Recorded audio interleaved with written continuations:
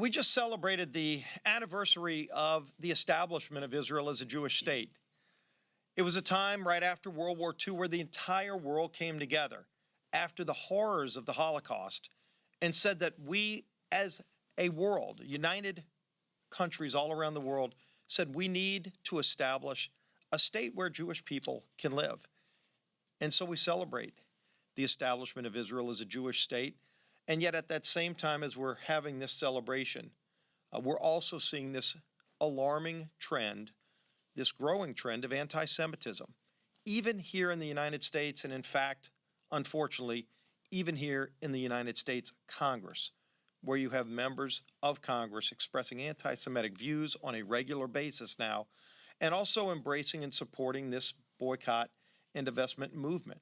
And the reason that BDS is such a concern is that it's an attempt to delegitimize Israel as a Jewish state, to literally cut the legs out of Israel as a country that has an economy, a thriving economy. And in fact, I've been to some of these factories in Israel where they're making great products that are sold all around the world, but ironically, they're employing Palestinians.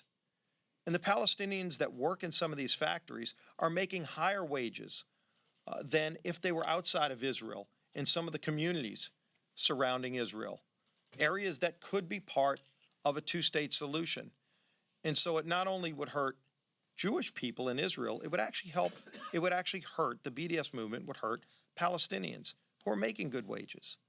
And so as we come together today to say that this bipartisan legislation that had such an overwhelming vote in the Senate, 77 senators, it doesn't happen often, but you saw so many people come together in the Senate to say that we need to stand up against the BDS movement that's growing not only here in America, but all around the world. It's so important that at that same time, the United States House come together and pass this bill as well.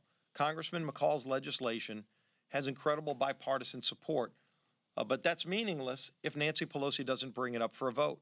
And so far, she's refused to schedule it for a vote with a bipartisan support. And so the only tool that we have available left is the discharge petition. And so Congressman Zeldin and Kustoff filed a rule that would bring this bill up, bring up the Congressman McCall's bill. And the only way to get that to the floor is this discharge petition. So today, we're going to be filing that. And in fact, Congressman Mast is leading the effort today to get the votes that would be necessary. It takes 218 signatures.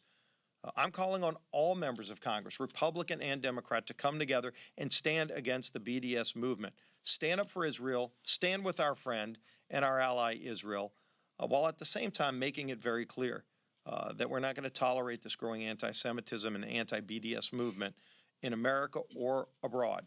And so it's important that we all sign. Today's going to be that first day to send a strong message, and I sure hope we get not only over 100 signatures today, which I'm confident we'll do, but ultimately get 218 signatures. Every member of Congress ought to sign this, Republican and Democrat alike. But at a minimum, let's get those members that continue to express opposition to the BDS movement to put their signature where their mouth is and sign the discharge petition so we can actually get this bill passed and signed into law.